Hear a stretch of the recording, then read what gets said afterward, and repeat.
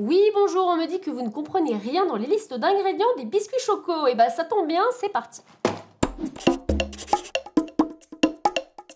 Bonjour à tous, je m'appelle Kelly Franck, je suis responsable scientifique chez SIGA, l'application qui évalue le degré de transformation des aliments. Aujourd'hui, on va parler biscuits au chocolat, car ce sont des produits qui ont généralement beaucoup d'ingrédients qu'on ne connaît pas forcément, et j'aimerais vous donner des astuces pour mieux comprendre ce rayon de petits et grands gourmands. Car oui, on le sait, un biscuit au chocolat, c'est nécessairement gras, sucré et même salé, donc de toute façon, il ne faut pas en abuser. Mais une fois qu'on a compris ça, plutôt que de chercher le biscuit le plus light, le mieux, c'est d'éviter les biscuits ultra transformés. Mais alors, comment faire pour choisir les biscuits les plus simples? C'est ce qu'on va voir ensemble. Dans ce rayon, on a l'embarras du choix. Des biscuits pépites, des biscuits nappés ou encore des biscuits fourrés. Mais en termes de recettes, eh bien ça revient toujours au même. Il y a la partie biscuit et la partie chocolat. Et pour faire un vrai biscuit au chocolat, retenez qu'il faut toujours les mêmes ingrédients de base. Pour le biscuit, de la farine, du sucre, des œufs, du beurre et des poudres à lever. Et pour le chocolat, de la pâte de cacao, du beurre de cacao, du sucre et éventuellement du lait en poudre. Mais dans la grande majorité des biscuits de ce rayon, on retrouve aussi pas mal d'ingrédients qu'on n'a pas dans nos placards, comme la maltodextrine ou le dextrose par exemple. Mais alors, qu'est-ce que c'est? Ces ingrédients sont pour la plupart des ingrédients dits ultra transformés. Alors ça veut dire quoi?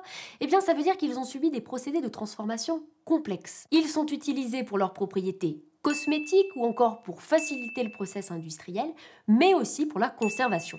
Et les produits qui les contiennent sont logiquement appelés des aliments ultra transformés. Aujourd'hui, il y en a de plus en plus sur le marché et on sait que leur consommation excessive engendre des effets délétères sur la santé. C'est pourquoi les organismes de santé publique recommandent désormais d'en diminuer la consommation. Mais alors, comment les éviter? Je suis allée au supermarché et j'ai essayé de trouver les biscuits les plus sains en me fiant uniquement aux allégations présentes sur les emballages. Celui-ci par exemple, le lait chocolat de Gerblé. Sans huile de palme, blé filière durable, mais quand même 15 ingrédients ultra transformés. J'ai aussi trouvé le brut de céréales de granola papier craft, brut de céréales, là c'est prometteur, mais on a quand même 9 ingrédients ultra transformés. Ensuite, je cherchais un produit qui avait l'air traditionnel, fait maison. Alors, je suis tombée sur celui-ci, Barilla. On nous dit sans huile de palme, bon, ça a l'air pas mal. Ah oui, non, il y a quand même 8 ingrédients ultra transformés. Là. Bon, peut-être que j'aurai plus de chance avec un produit bio.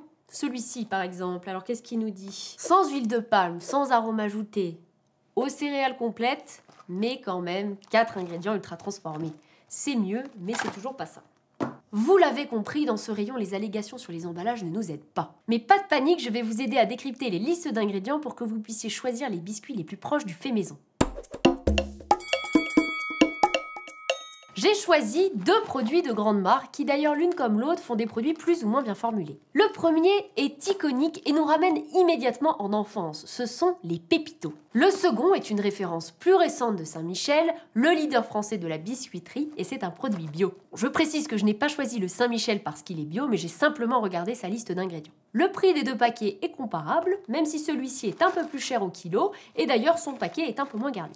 Nutritionnellement, ils sont très similaires et c'est pas une surprise puisque ce sont des biscuits gras et sucrés. D'ailleurs, lorsqu'on a un Nutri-Score A sur un biscuit au chocolat, cela signifie qu'on a enlevé des matières premières nobles pour les remplacer en partie par des ingrédients ultra transformés. Vous voyez que si on s'arrête simplement sur l'analyse nutritionnelle, c'est impossible de les départager. Mais alors, que nous disent les listes d'ingrédients? Le biscuit et le chocolat sont regroupés dans la liste d'ingrédients, mais là, on va les regarder séparément. On commence par le chocolat dont la composition va se trouver entre parenthèses. Dans les 2 cas, pas de souci avec les ingrédients peu transformés qui sont les ingrédients de base d'un vrai chocolat.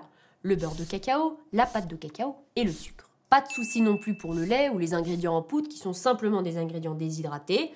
Le lactosérum, par exemple, n'est autre que le petit lait que l'on va retrouver en surface du yaourt. Il n'y a rien d'autre dans le chocolat Saint-Michel, ce qui est le signe d'un chocolat authentique. Par contre, dans le chocolat des Pépitos, on a un certain nombre d'ingrédients ultra transformés. On a des graisses végétales, palmes et karité en proportion variable, c'est-à-dire des huiles raffinées. Elles sont bon marché et viennent remplacer une partie du beurre de cacao qui lui est plus cher.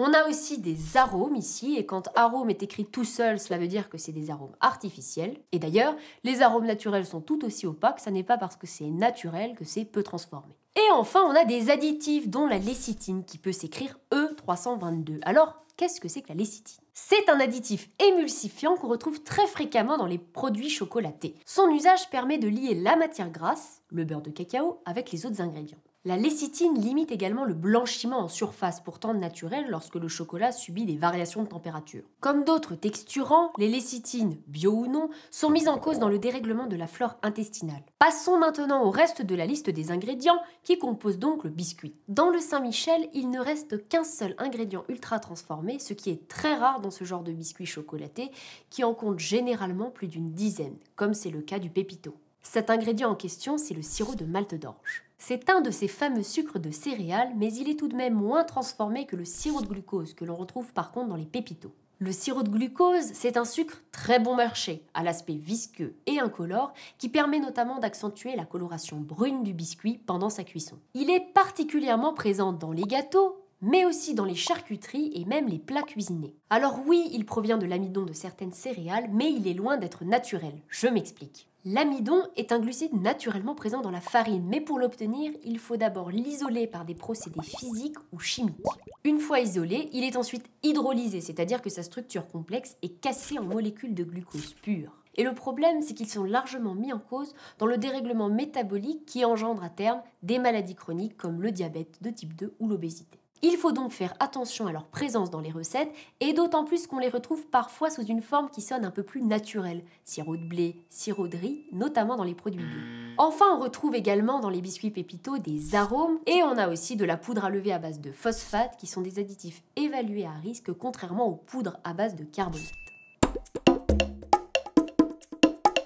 Dans l'Absiga, vous retrouvez l'indice SIGA qui est une note qui va de 1 non transformé à 7 ultra transformé. La note SIGA est calculée selon 3 critères, le degré de transformation des ingrédients, l'évaluation du risque des additifs et le profil nutritionnel. Les pépitos sont notés 7 parce qu'il y a de nombreux ingrédients ultra transformés.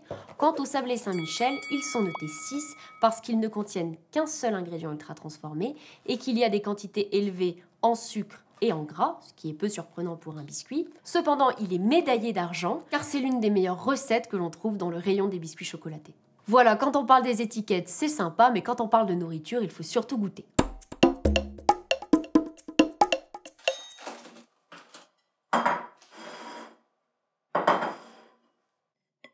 Visuellement, on a deux nappages chocolat de même couleur. Le chocolat du Saint-Michel fond plus vite, ce qui est logique puisqu'il ne contient aucun émulsifiant pour le stabiliser. En termes de texture, on a deux sensations très différentes. Le pépito croustille, disparaît rapidement en bouche et va coller aux dents. Le Saint-Michel, lui, il est plus compact et il faut le mâcher plus longtemps. C'est une qualité qui favorise la digestion et la satiété. On profite de son biscuit et on en mange moins.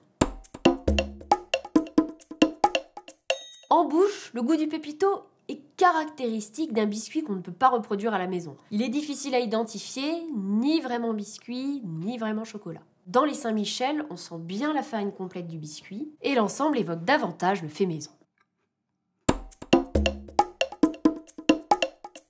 Le sablé Saint-Michel n'est pas le seul biscuit à se distinguer de la concurrence. Vous pouvez retrouver les autres biscuits médaillés sur l'application SIGA. Un petit conseil, restez attentifs aux nouvelles références et surtout en bio, car les marques en sortent de plus en plus qui sont mieux formulées.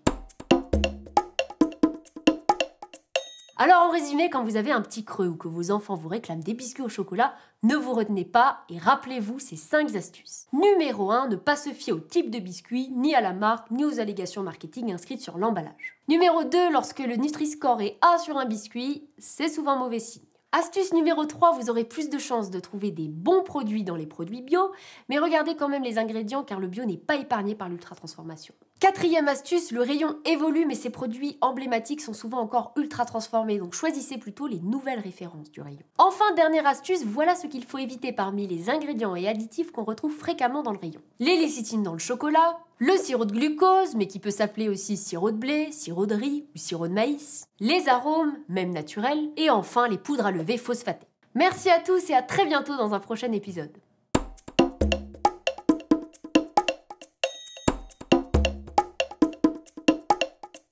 Je comprends rien à l'italien, mais il y a l'impression qu'il y a écrit Utilizziamo esclusivamente noci italiane, chez Bonco Tosto, ta ta ta ta. Ah oui, non mais c'est d'accord, ok, c'est en fait c'est c'est les noisettes qui sont riches en arômes quoi. Ok, bon, laisse tomber.